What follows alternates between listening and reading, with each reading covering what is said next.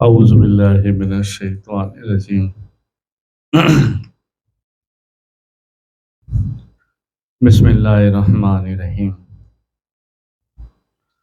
لا الہ الا اللہ محمد رسول اللہ صلی اللہ علیہ یا رسول اللہ صلی اللہ تعالی علیہ وسلم نور من نور اللہ الصلاۃ والسلام علیک یا رسول اللہ وعلی آلک واصحابک یا حبیب اللہ صلی اللہ تعالی علیہ وسلم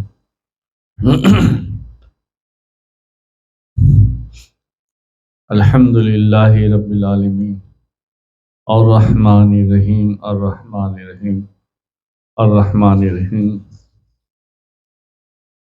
مالک یوم الدین ایاک نعبد و ایاک نستعین اہدنا الصراط المستقیم صراط الذین انعمت علیہم غیر المغضوب علیہم ولا الضالین آمین آمین آمین۔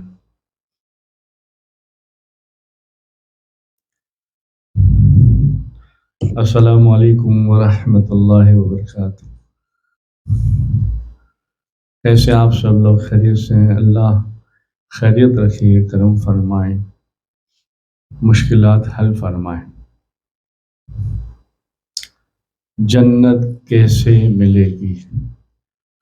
قرآن و حدیث کی روشنی میں اللہ کے رسول کی اطاعت کرنے سے ملے گی، اللہ کے رسول کی محبت میں رونے سے ملے گی، اور اسلام کے سارے ارکان ادا کرنے سے ملے گی، اور قرآن و حدیث میں امت محمدیہ صلی اللہ علیہ وسلم کے فضائل، یعنی ہم امت آپ اور میں خیر والی امت ہے، اور ہمارے نبی پاک صلی اللہ علیہ وسلم نے فرمایا اللہ کے واسطے جنت مانگو، اور دوسری جائز تمنا بھی کرو اور مانگو، اور اللہ ہی کے واسطے دوزخ سے پناہ مانگو۔ حضرت اسامہ بن ابن زید رضی اللہ تعالیٰ عنہ فرماتے ہیں جب میرے والد شہید کر دیے گئے تو میں رسول اللہ صلی اللہ علیہ وسلم کی خدمت میں حاضر ہوا۔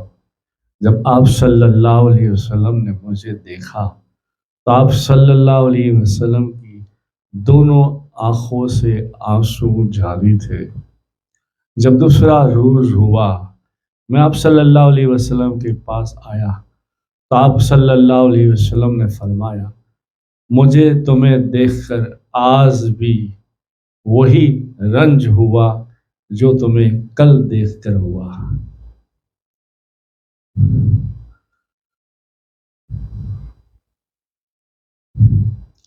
حضرت زید رضی اللہ تعالیٰ عنہ کی بیٹی کے رونے سے رسول اللہ صلی اللہ علیہ وسلم کا رونا۔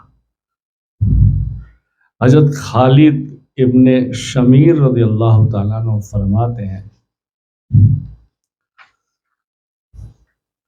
جب حضرت زید ابن حارث کو شہید کر دیا گیا تو رسول اللہ صلی اللہ علیہ وسلم ان کے گھر تشریف لے گئے۔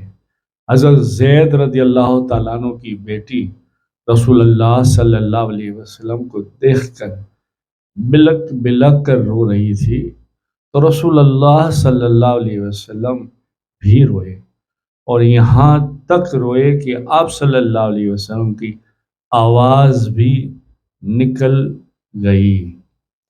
یہ دیکھ کر حضرت سعد ابن عبادہ رضی اللہ تعالیٰ عنہ نے عرض کیا کہ یا رسول اللہ صلی اللہ علیہ وسلم یہ کیا ہے؟ آپ صلی اللہ علیہ وسلم نے فرمایا یہ حبیب کا حبیب کے ساتھ شوق میں رونا ہے۔ سبحان اللہ۔ حوالہ ہے حیات الصحابہ اور دیگر حدیثوں کی کتاب بھی۔ حضرت مولا کائنات علی شیر خدا رضی اللہ تعالیٰ عنہ کے لمبے سفر پر رسول اللہ صلی اللہ علیہ وسلم کا رونا۔ حضرت ابو رافع کہتے ہیں کہ ہجرت کی رات رسول اللہ صلی اللہ علیہ وسلم نے حضرت علی رضی اللہ تعالیٰ عنہ کو اپنا نائب بنایا اور یہ حکم دیا کہ لوگوں کی امانتیں واپس لوٹا کر مدینہ چلے آنا اور تم میرے بستر پر لیٹ جانا، کیونکہ جب کفار تمہیں بستر پر دیکھیں گے تو ہماری تلاش میں نہیں آئیں گے۔ مشرکین بستر پر حضرت علی رضی اللہ تعالیٰ عنہ کو دیکھ کر یہ گمان کرتے رہے کہ رسول اللہ صلی اللہ علیہ وسلم بستر پر آرام کرتے ہیں۔ جب صبح ہوئی تو آپ صلی اللہ علیہ وسلم کے بستر پر حضرت علی رضی اللہ تعالیٰ عنہ کو پایا اور یہ خیال کرتے رہے کہ رسول اللہ صلی اللہ علیہ وسلم جاتے تو علی بھی ضرور جاتے۔ اس وجہ سے آپ صلی اللہ علیہ وسلم کی تلاش میں تاخیر دیر کرتے رہے۔ حضرت علی رضی اللہ تعالیٰ عنہ امانتوں سے فارغ ہو کر مدینہ کو روانہ ہوئے۔ دن کو چھپے رہتے، رات کو سفر کرتے، یہاں تک کہ مدینہ منورہ پہنچ گئے۔ جب رسول اللہ صلی اللہ علیہ وسلم کو خبر ہوئی تو آپ صلی اللہ علیہ وسلم حضرت علی رضی اللہ تعالیٰ عنہ کو بلایا اور آپ صلی اللہ علیہ وسلم سے کہا گیا وہ چلنے کی طاقت نہیں رکھتے، تو رسول اللہ صلی اللہ علیہ وسلم خود تشریف لے گئے، اور جب حضرت علی رضی اللہ تعالیٰ عنہ کے سفر اور تھکاوٹ اور پاؤں پر ورم اور خون بہنے کو دیکھا تو بطور شفقت محبت سے رسول اللہ صلی اللہ علیہ وسلم رونے لگے اور اپنا لعاب تھوک مبارک نکال کر حضرت علی رضی اللہ تعالیٰ عنہ کے دونوں پاؤں پر ملا اور شفا کی دعا کی۔ پھر اس کے بعد آپ کے کبھی بھی دونوں پاؤں پر نہ ورم آیا نہ درد ہوا۔ سبحان اللہ۔ حضرت عبداللہ ابن عمر ابن عاص رضی اللہ تعالیٰ عنہ فرماتے ہیں رسول اللہ صلی اللہ علیہ وسلم کا قول جو ابراہیم علیہ السلام کے بارے میں ہے تلاوت کیا کہ انہو انزل کثیرا من الناس، وہ ساری آیت پڑھ کر ترجمہ اے رب بے شک انہوں نے بہت سے لوگوں کو گمراہ کیا، جو تابعداری کرے میری وہ مجھ سے ہیں، اگر تو ان کو عذاب دے تو وہ تیرے بندے ہیں، اور اگر تو معاف کر دے تو زبردست حکمت والا ہے۔ پھر رسول اللہ صلی اللہ علیہ وسلم نے ہاتھ اٹھائے اور فرمایا اے اللہ میری امت، اے اللہ میری امت، اے اللہ میری امت، یہ کہہ کر آپ صلی اللہ علیہ وسلم نے رو دیا۔ اللہ تعالیٰ نے حضرت جبریل امین سے کہا کہ جاؤ میرے حبیب میرے محمد صلی اللہ علیہ وسلم سے پوچھو کہ ان کو کس چیز نے رلایا ہے، حالانکہ آپ کو میرا رب ساری کائنات کا رب جانتا ہے کہ کون کس کے لیے کیوں روتا ہے۔ حضرت جبریل امین علیہ السلام آئے اور پوچھا، اور پھر کس چیز کو آپ نے رلایا ہے، کس چیز نے آپ کو رلایا ہے؟ اللہ کہ اللہ جانتا ہے۔ جب پوچھ کر چلے گئے اور جبریل امین اللہ کو بتایا، حالانکہ اللہ تعالیٰ خوب جانتا ہے۔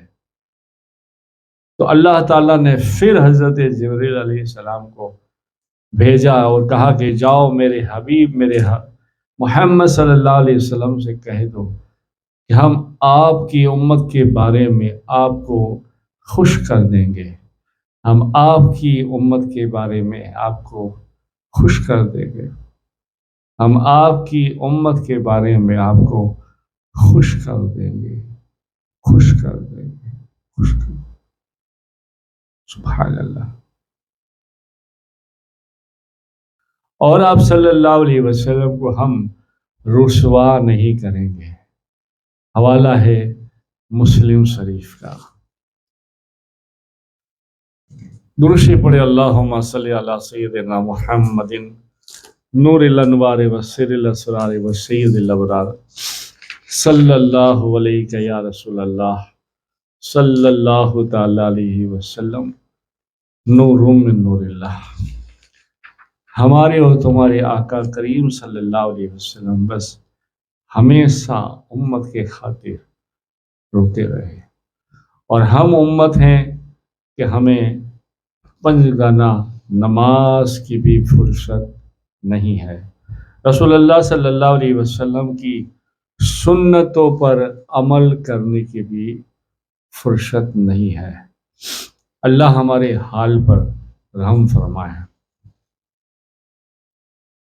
اور یہ انہی کی بدولت ہے کہ ہمارا ذکر قرآن میں ہے اور حدیث میں ہے۔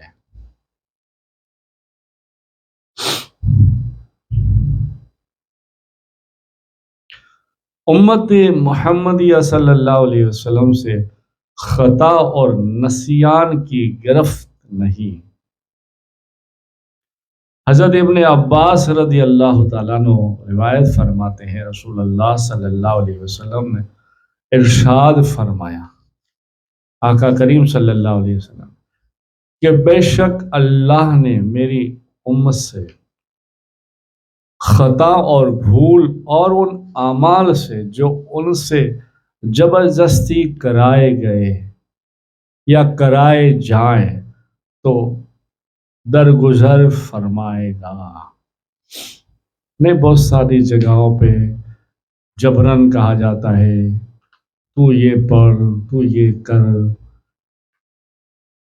اور مجبوری میں آدمی کہتا ہے تو وہ گناہ اللہ معاف کر دے گا۔ حوالہ ہے مشکوٰۃ شریف کا۔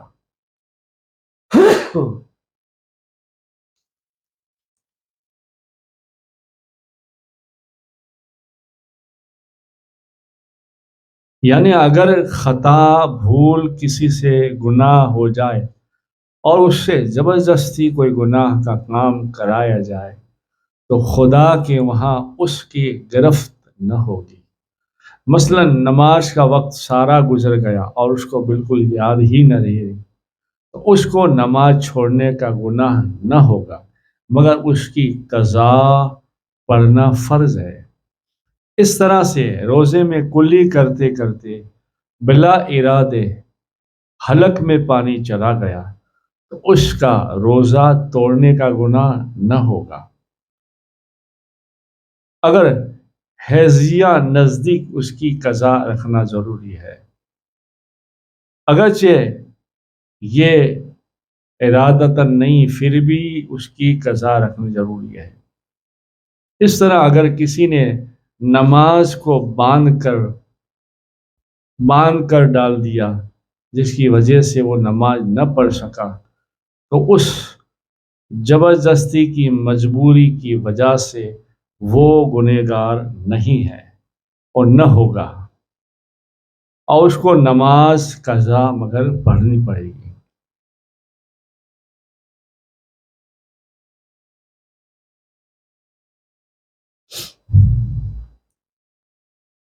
امت محمدیہ صلی اللہ علیہ وسلم کو وسوسہ پر گرفت نہیں۔ حضرت ابو ہریرہ رضی اللہ تعالیٰ عنہ سے روایت ہے رسول اللہ صلی اللہ علیہ وسلم نے ارشاد فرمایا کہ بلا شبہ اللہ نے میری امت سے ان چیزوں کو معاف کر دیا جو اس کے سینوں میں وسوسہ گزرتے ہیں، جب ان کو زبان پر نہ لائے یا عمل نہ کرے۔ حوالہ ہے بخاری شریف کا۔ یعنی وسوسے کو زبان سے ادا کر دیا یا اس پر عمل کر لیا تو گرفت ہو جائے گا۔ مثلا دل میں یہ وسوسہ آیا کہ خدا بھی بڑا بے رحم ہے جو نہیں کھانے کو دیتا، جب تک یہ وسوسہ رہے گا اس پر گرفت نہ ہوگی، مگر یہی بات اگر زبان سے کہہ دی یا کہہ دیا، بات دل سے یقین کر لیا تو کافر ہو جائے گا۔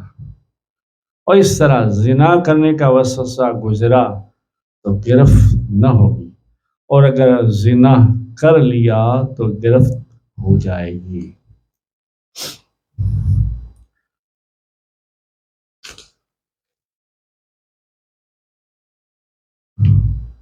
درود شریف پڑھی۔ اللہم صلی علی سیدنا محمد نور الانوار وسیر الاسرار وسید الابرار صلی اللہ علیہ یا رسول اللہ صلی اللہ تعالی علیہ وسلم نور من نور اللہ۔ امت محمدیہ صلی اللہ علیہ وسلم کا ثواب۔ حضرت ابن عمر رضی اللہ تعالیٰ عنہ سے روایت ہے، فرماتے ہیں امت کے درمیان سارے دن کے اعتبار سے صرف اتنا سا ہے جتنا عصر کی نماز سے آفتاب غروب ہونے تک ہوتا ہے، اور تمہاری اور یہودی و نصارہ کی مثال ایسی ہے جیسے کسی شخص نے کچھ مزدوروں سے کام کروایا اور یوں کہا کہ کون ہے جو صبح سے آدھے دن تک میرا کام کر دے، اور ہر شخص کو مزدوری میں ایک ہی قرات ملے گا۔ یہودی نے ایک ایک قرات پر صبح سے آدھے دن تک کام لیا۔ اس شخص نے پھر کہا کون ہے جو آدھے دن سے لے کر عصر کی نماز تک ایک قرات پر میرا کام کر دے؟ چنانچہ نصارہ نے آدھے دن سے بھی کام لیا۔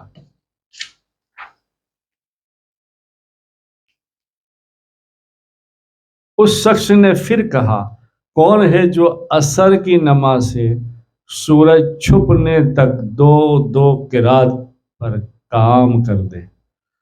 خوب سمجھ لو کہ وہ تم لوگ ہو جو زیادہ اثر والے اور کام کم کرنے والے ہو، یعنی عصر کی نماز سے آفتاب غروب ہونے تک کام کرتے ہو، تو خوب سمجھ لو کہ تمہارے لیے دوہرا اجر ہے۔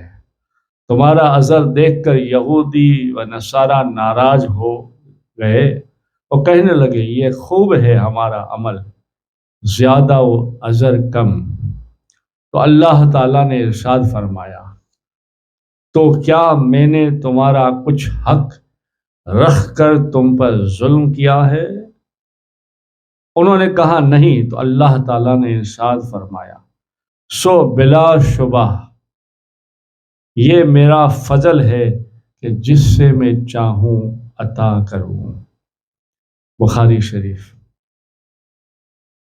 اس حدیث میں بتایا گیا کہ امت محمدیہ صلی اللہ علیہ وسلم پر اللہ تعالیٰ کا خاص ایک کرم اور عظم و انعام ہے کہ اس کو تھوڑے سے عمل پر اتنا اجر و ثواب ملتا ہے جو پچھلی امتوں کو امت محمدیہ صلی اللہ علیہ وسلم کے 2 گنے عمل پر بھی نہ ملتا۔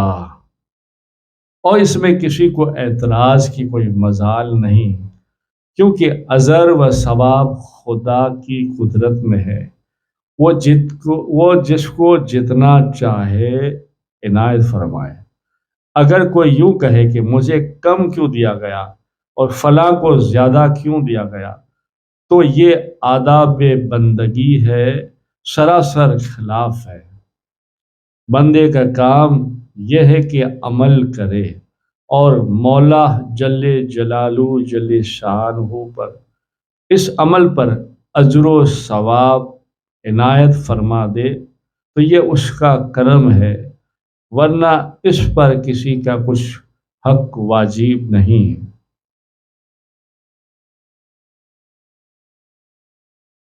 اور بھلا ہماری کیا مجال ہے کہ ہم اعتراض کریں؟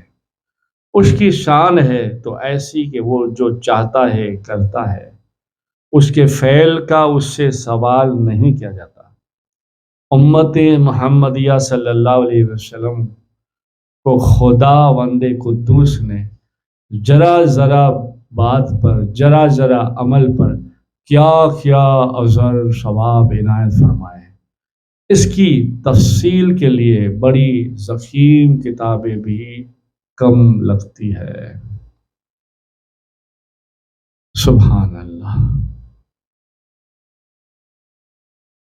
درود شریف پڑھے، اللہم صلی علی سیدنا محمد نور الانوار و سر الاسرار و سید الابرار صلی اللہ علیہ یا رسول اللہ صلی اللہ تعالی علیہ وسلم نور من نور اللہ۔ اللہ تعالی ہمیں ہدایت نصیب فرمائے اور چھوٹے چھوٹے عمل کرنے کی بھی توفیق عطا فرمائے۔ جیسے کہ آپ نے اگر ہمارا پروگرام دیکھا ہو، نہ دیکھا ہو تو آپ دیکھو، وہ سارا پروگرام اسی چھوٹے چھوٹے عمل، چھوٹی چھوٹی نیکیوں پر ہے، اور اس میں اجر زبردست بھاری سے بھاری دیا گیا ہے۔ اللہ مجھے اور تمہیں ہدایت نصیب فرمائے۔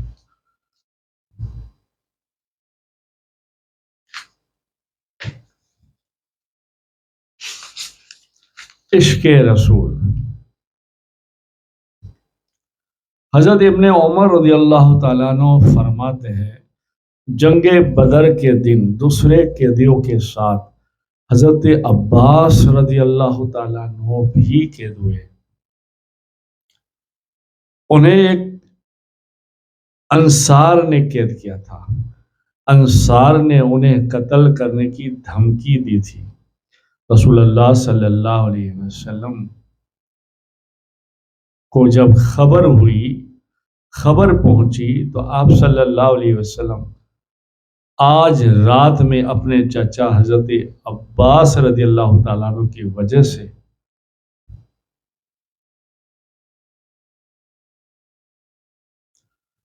سو نہیں پائے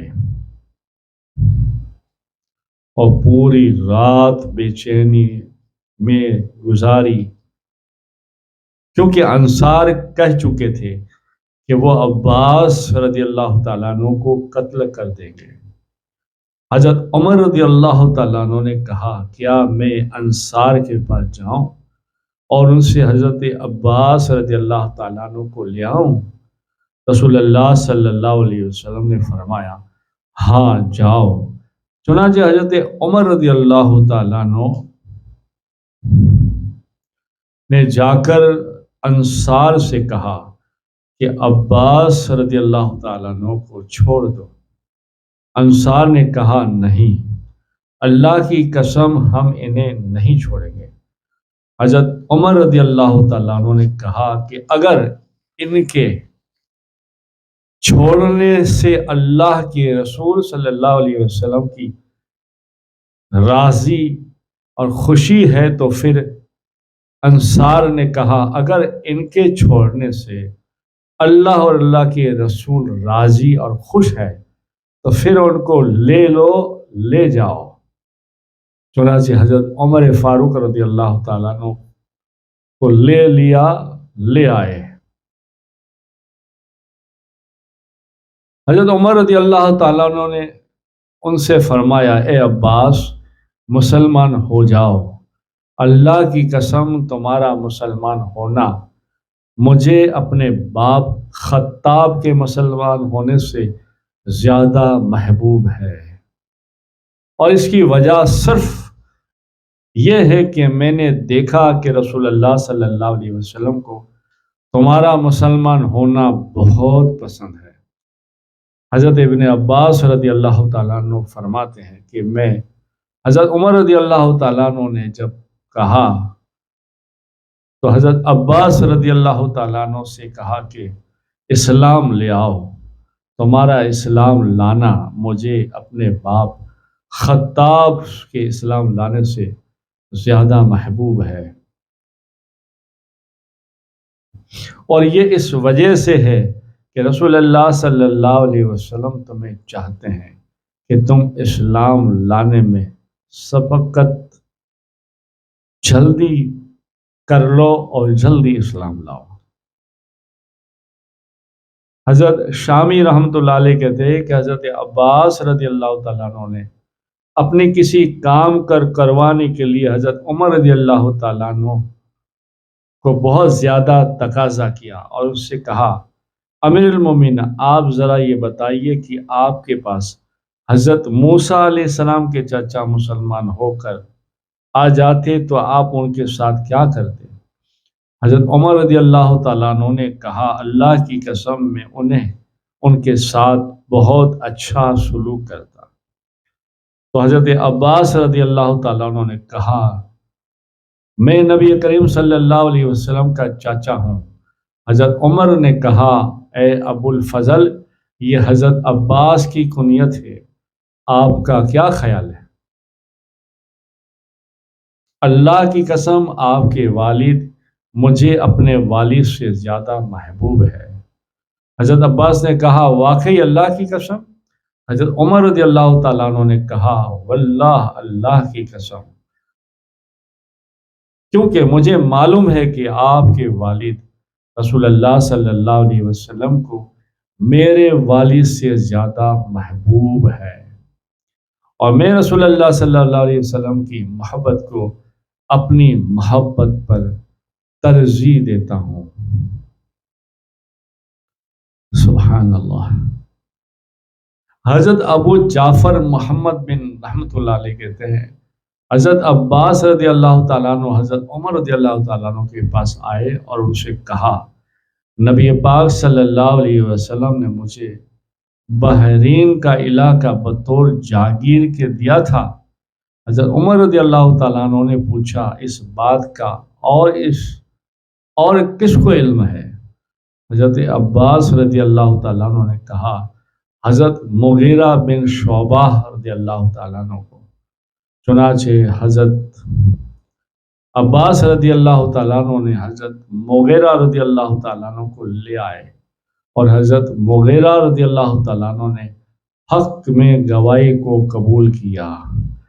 اس پر حضرت عباس رضی اللہ تعالیٰ عنہ نے حضرت عمر رضی اللہ تعالیٰ عنہ کو سخت بات کہہ دی۔ حضرت عمر رضی اللہ تعالیٰ عنہ نے حضرت عباس رضی اللہ تعالیٰ عنہ کے بیٹے حضرت عبداللہ سے کہا کہ عبداللہ، اپنے والد کا ہاتھ پکڑ لو، اللہ کی قسم ابو الفضل، اگر میرے والد خطاب مسلمان ہو جاتے تو ان کے اسلام لانے پر مجھے اتنی خوشی ہوتی، مجھے آپ کے اسلام لانے سے خوشی ہوگی۔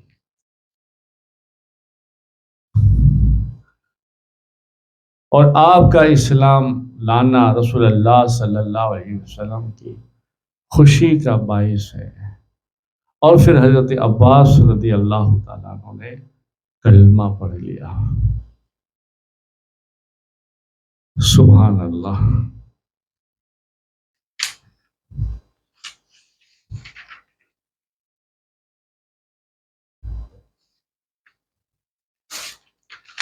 درشی پڑھے، اللہم صلی علی سیدنا محمد نور الانوار وسر الاسرار وسید الابرار، صلی اللہ علیہ یا رسول اللہ، صلی اللہ تعالی علیہ وسلم، نور من نور اللہ۔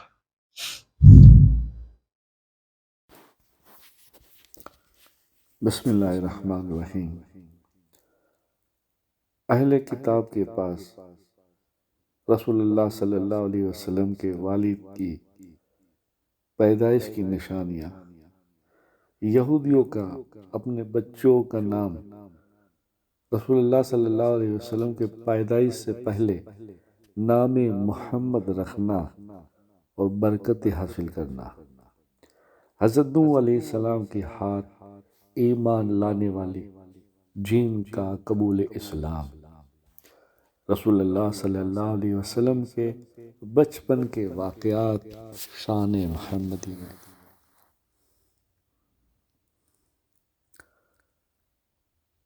تمام انبیاءوں کی صفات کا مرکز کون؟